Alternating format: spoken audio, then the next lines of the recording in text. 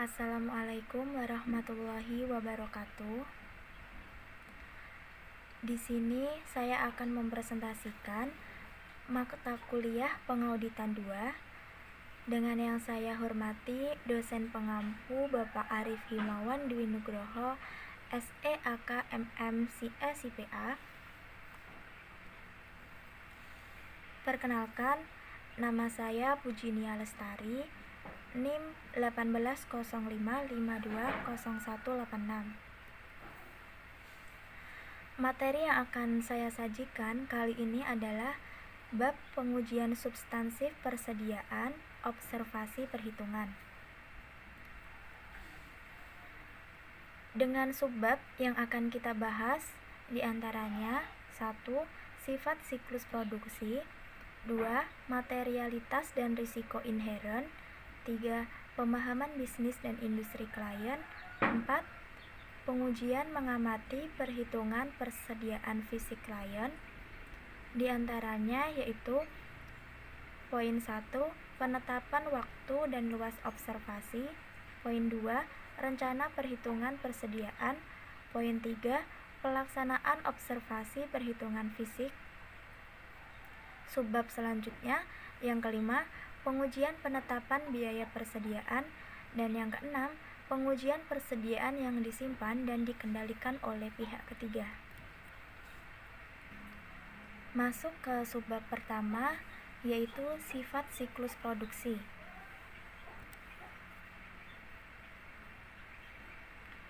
Siklus produksi berhubungan dengan konversi bahan baku menjadi bahan jadi.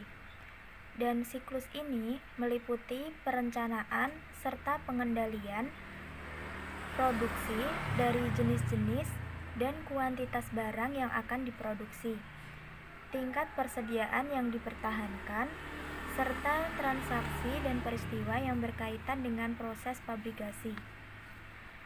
Proses pabrikasi itu adalah proses pembuatan barang mentah menjadi barang jadi.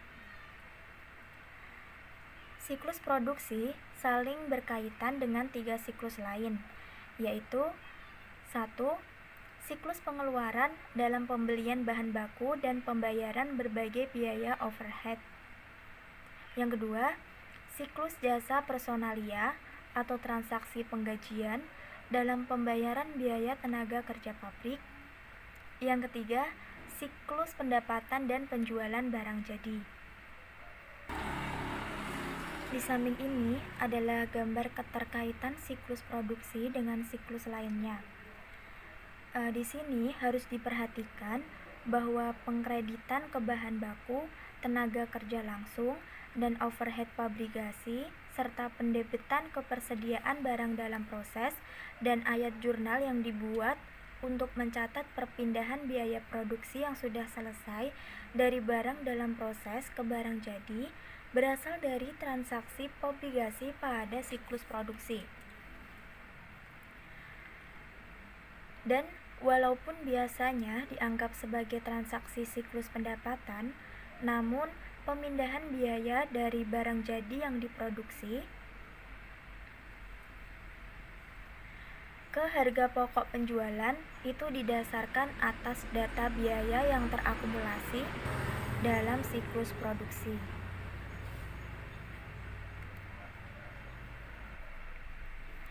Nah, tujuan audit itu ada 2. Tujuan audit atas kelompok transaksi yang berkaitan dengan transaksi pabrikasi, dan tujuan audit atas saldo akun yang berkaitan dengan saldo persediaan serta harga pokok penjualan. Dilihat dalam gambar, ini adalah 2 tujuan audit tadi. Dilihat dari kategori asersi keberadaan atau keterjadian. Untuk kelompok transaksi pabrikasi yang dicatat menyajikan bahan, tenaga kerja, dan overhead yang ditransfer ke produksi, serta pemindahan produksi yang sudah selesai ke barang jadi selama periode berjalan. Untuk saldo akun, persediaan yang tercetak dalam neraca secara fisik ada. Kemudian harga pokok penjualan menunjukkan harga pokok yang dikirimkan atau dijual selama periode berjalan. Kemudian, kategori kelengkapan. Untuk kelompok transaksi, semua transaksi obligasi yang terjadi selama periode berjalan sudah dicatat. Untuk saldo akun, persediaan mencangkup semua bahan, produk, dan kelengkapan yang ada di tangan pada tanggal neraca. Kemudian, harga pokok penjualan mencangkup dampak semua transaksi penjualan selama periode berjalan. Kemudian dari kategori hak dan kewajiban. Untuk kelompok transaksi, entitas memegang hak atas persediaan yang berasal dari transaksi obligasi yang dicatat. Untuk saldo akun, entitas pelapor memegang hak milik atas persediaan pada tanggal neraca. Kemudian dari kategori penilaian atau alokasi. Untuk kelompok transaksi, transaksi obligasi telah dijurnal, diiktisarkan, dan dibukukan atau diposting dengan benar. Untuk saldo akun, persediaan telah dinyatakan dengan tepat pada harga yang terendah antara harga pokok dan harga pasar. Kemudian kategori penyajian dan pengungkapan. Untuk tujuan audit atas kelompok transaksi, rincian transaksi obligasi mendukung penyajiannya dalam laporan keuangan, termasuk klasifikasi dan pengungkapan. Untuk tujuan audit atas saldo akun, persediaan dan harga pokok penjualan telah diidentifikasi dan diklarifikasikan secara tepat dalam laporan keuangan. Kemudian, pengungkapan yang berhubungan dengan dasar penilaian dan pengagunan atau penjaminan persediaan sudah memadai dengan kode PD4. Masuk ke subbab kedua, yaitu materialitas dan risiko inheren. Bagi entitas, persediaan adalah unsur yang material dan audit atas persediaan merupakan hal yang penting untuk mencapai pendapat tentang kewajaran penyajian laporan keuangan secara keseluruhan. Nah, pada materialitas ada dua pertimbangan. Pertimbangan utama dalam mengevaluasi alokasi materialitas adalah penentuan besarnya salah saji yang akan memengaruhi keputusan pemakai laporan keuangan yang berakal sehat.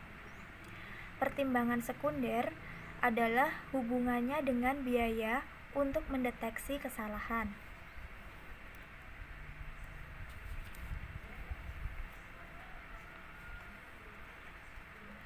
Umumnya, audit atas persediaan ini memerlukan banyak biaya.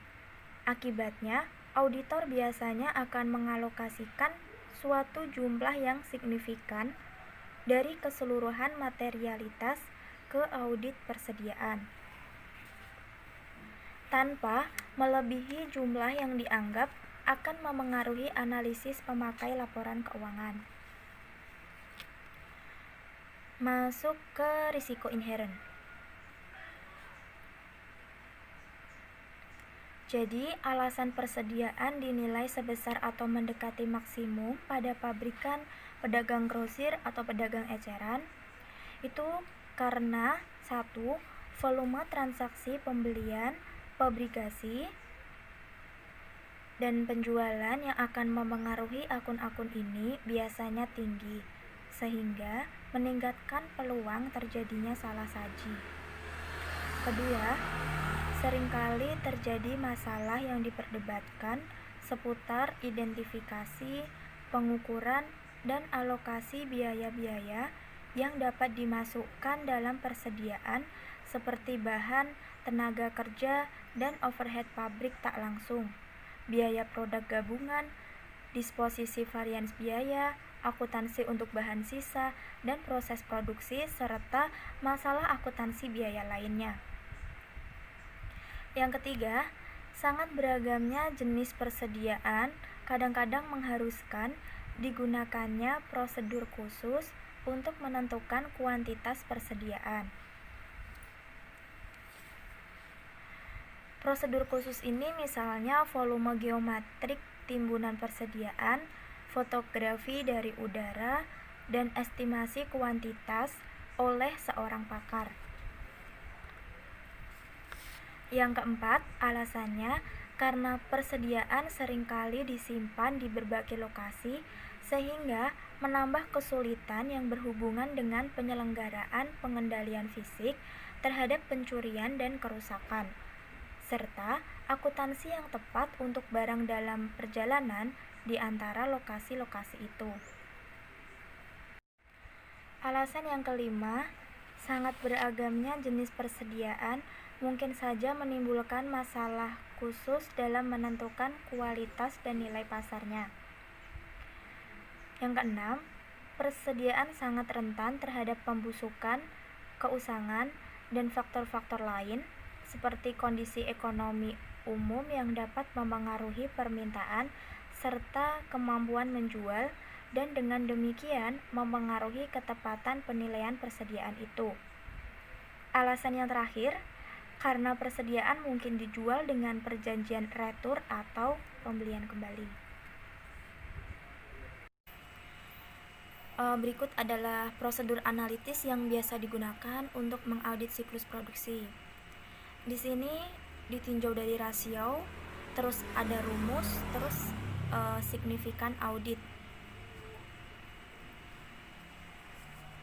Rasionya diantara lain ada jumlah hari perputaran persediaan, pertumbuhan persediaan terhadap pertumbuhan harga pokok penjualan, barang jadi yang diproduksi terhadap bahan baku yang digunakan, barang jadi yang diproduksi terhadap tenaga kerja langsung, loaded yang cacat per juta.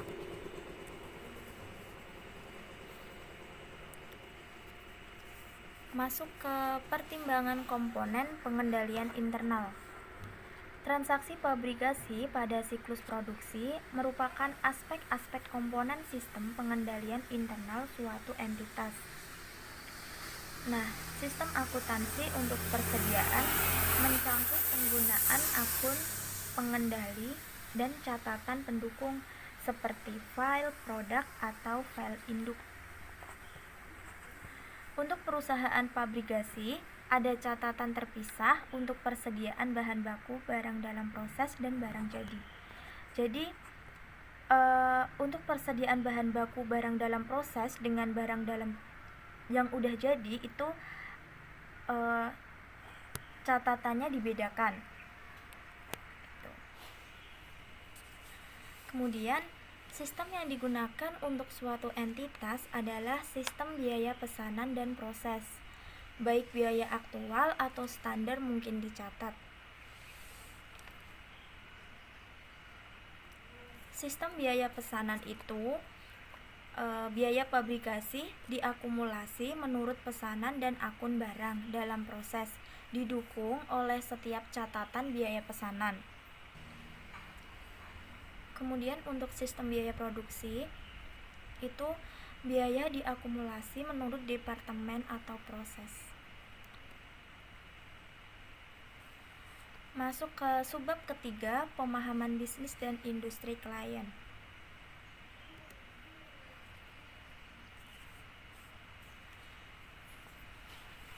Pada saat mengaudit sebuah perusahaan pabrikasi, auditor biasanya memahami intensivitas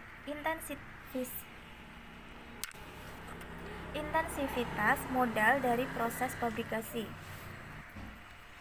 Pemahaman ini digunakan auditor untuk membantu dalam merancang program audit yang efektif dan efisien. Bagi perusahaan, persediaan pabrikasi merupakan proses inti. Jadi, kemampuan entitas untuk menghasilkan laba serta arus kas tergantung seberapa baik proses pabrikasi dikelola.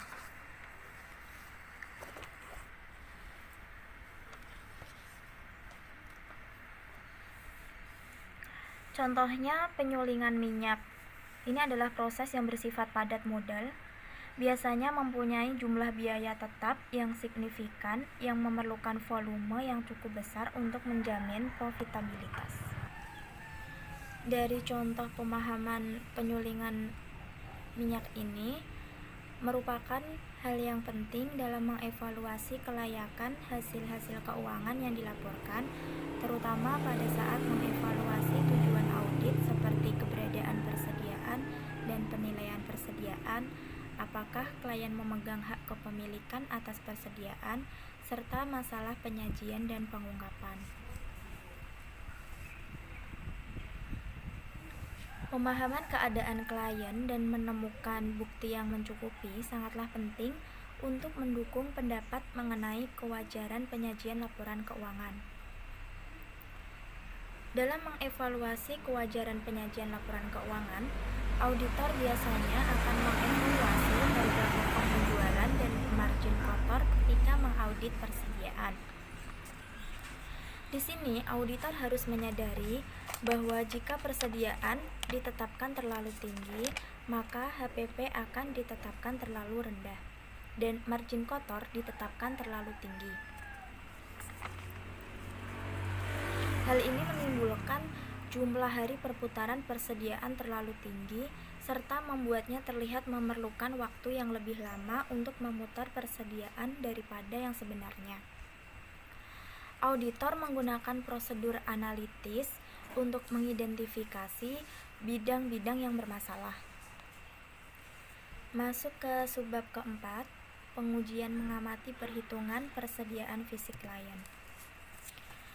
Poin 1, penetapan waktu dan luas observasi. Jadi penetapan waktu pengamatan persediaan itu tergantung pada sistem persediaan yang dianut oleh klien dan efektivitas pengendalian internal. Di sini terdapat dua sistem. Yang pertama, sistem persediaan periodik, dan kedua, sistem persediaan perpetual dengan pengendalian internal yang efektif. Untuk sistem persediaan periodik, kuantitas ditentukan melalui perhitungan fisik dan semua perhitungan telah dilakukan pada tanggal tertentu. Tanggal itu harus ditetapkan pada atau mendekati tanggal neraca. Nah, dalam sistem ini, auditor biasanya harus hadir pada penetapan tanggal. Yang kedua, sistem persediaan perpetual dengan pengendalian internal yang efektif. Saya jelaskan, di sini perhitungan fisik dapat dilakukan dan dibandingkan dengan catatan persediaan pada tanggal interim.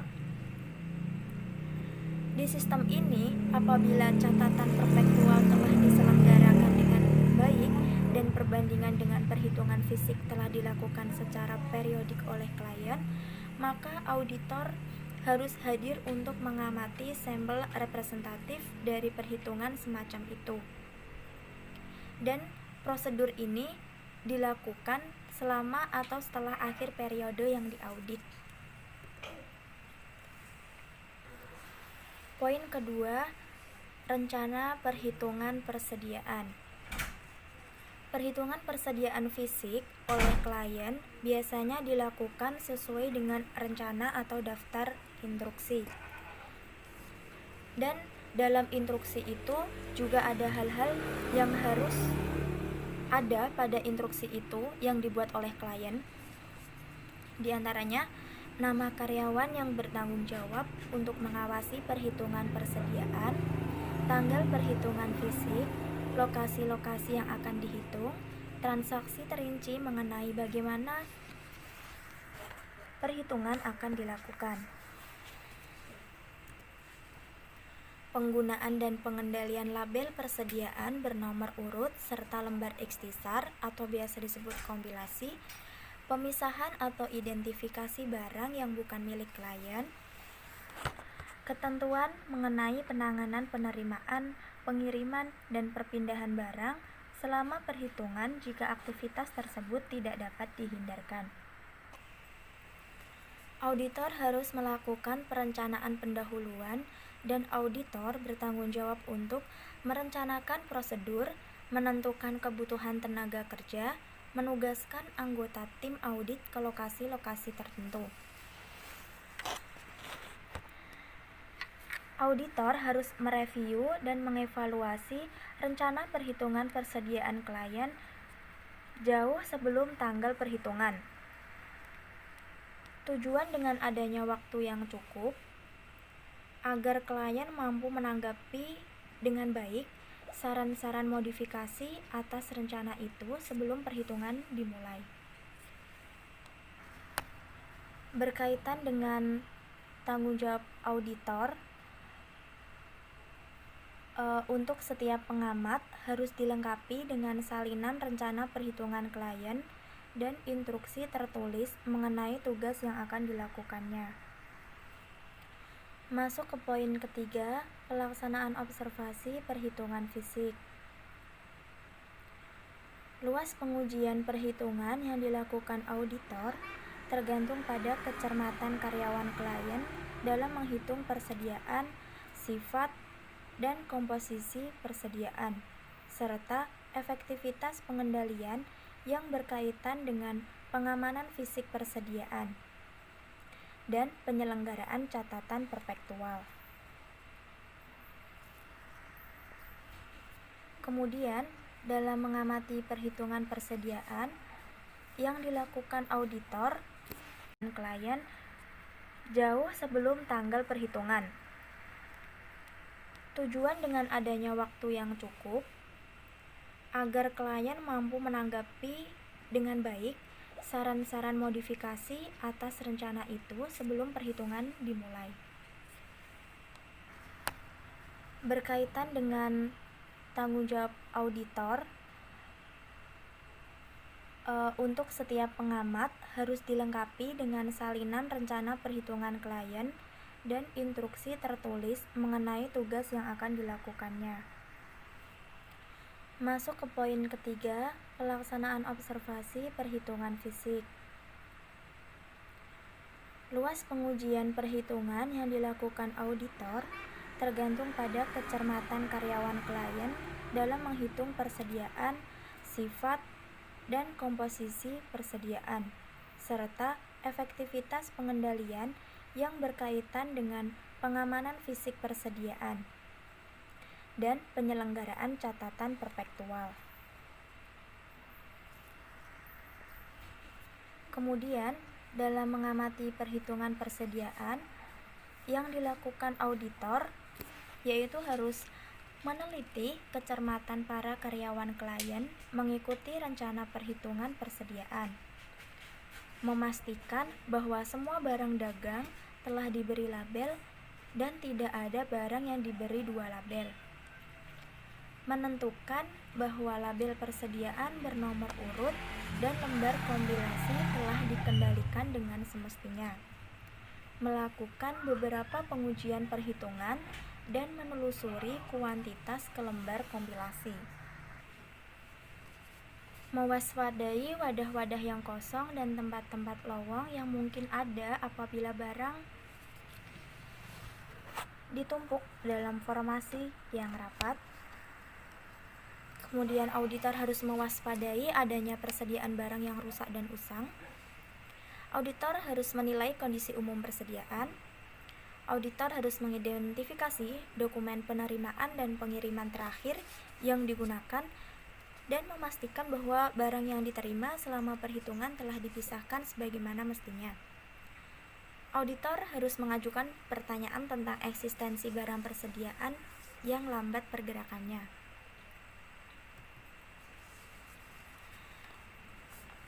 Nah, dalam melakukan pengujian perhitungan, auditor harus mencatat perhitungan yang dilakukan dan memberikan deskripsi yang lengkap serta akurat mengenai barang tersebut, seperti nomor identifikasi, satuan ukuran, lokasi, dan lain sebagainya. Di samping ini adalah contoh kertas kerja pengujian perhitungan persediaan. Jadi data-data dalam kertas kerja ini diperlukan dalam membandingkan pengujian perhitungan yang dilakukan auditor dengan penghitungan klien, serta penelusuran perhitungan selanjutnya ke lembar ikhtisar persediaan dan catatan persediaan perpektual.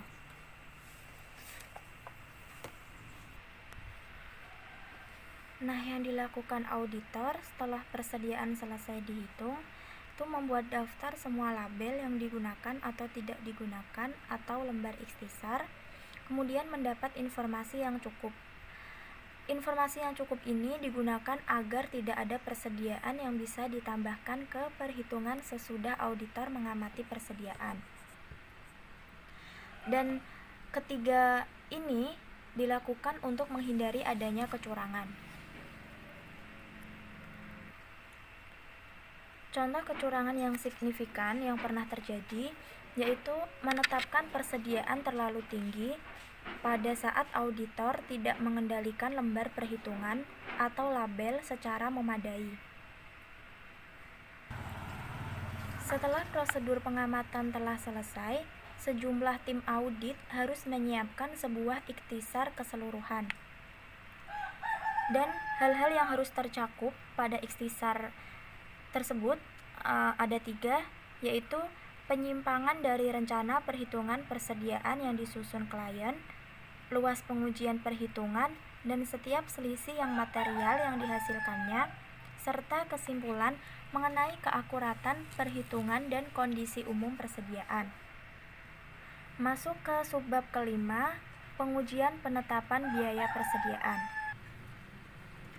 Pengujian ini mencangkup pemeriksaan atas dokumentasi pendukung baik untuk harga pokok maupun nilai pasar persediaan.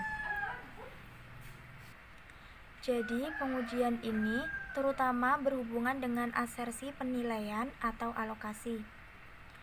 Pengujian ini juga menyangkut penentuan bahwa prosedur penetapan harga yang digunakan konsisten dengan yang digunakan dalam tahun-tahun sebelumnya. Dengan adanya review atas catatan persediaan perpektual dan pengajuan pertanyaan kepada klien, harus memungkinkan auditor untuk menentukan baik dasar maupun metode penetapan harga yang digunakan untuk menetapkan harga kuantitas persediaan.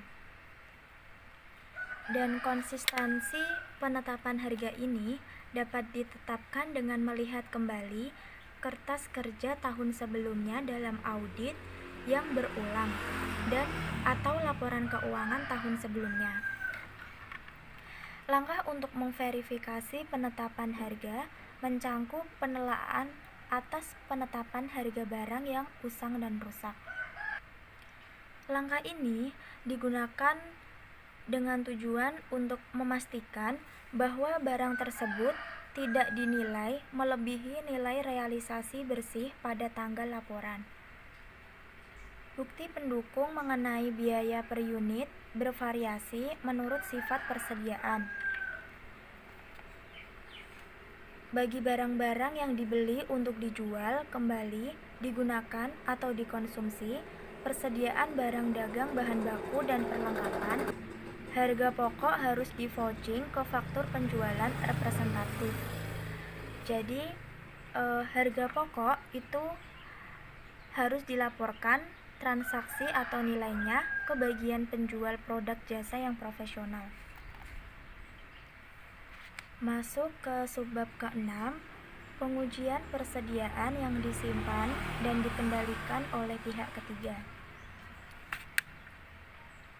Sesuai dengan kondisi, sebagai contoh, jika informasi yang diperoleh menimbulkan keraguan atau integritas dan objektivitas pihak ketiga, auditor harus mempertimbangkan untuk melaksanakan prosedur audit yang tepat, selain atau sebagai tambahan konfirmasi kepada pihak ketiga.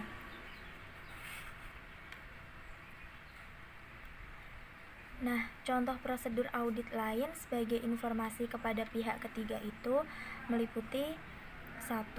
Menghadiri atau mengatur auditor lain untuk menghadiri perhitungan persediaan fisik yang dilakukan pihak ketiga jika hal ini praktis dilaksanakan. 2.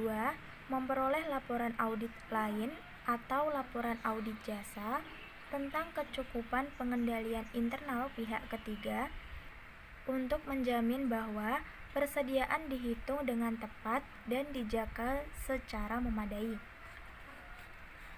Kemudian, menginspeksi dokumentasi tentang persediaan yang disimpan oleh pihak ketiga sebagai contoh bukti penerimaan gudang. Menginspeksi dokumentasi itu adalah memeriksa dokumen. Kemudian, meminta konfirmasi dari pihak lain ketika persediaan dijadikan sebagai jaminan pinjaman.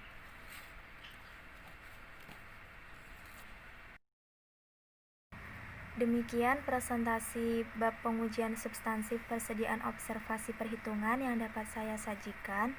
Apabila ada salah kata dalam kecepatan atau ketepatan pembawaan, mohon dimaafkan. Semoga materi yang saya sajikan bermanfaat untuk memahami mata kuliah pengauditan 2.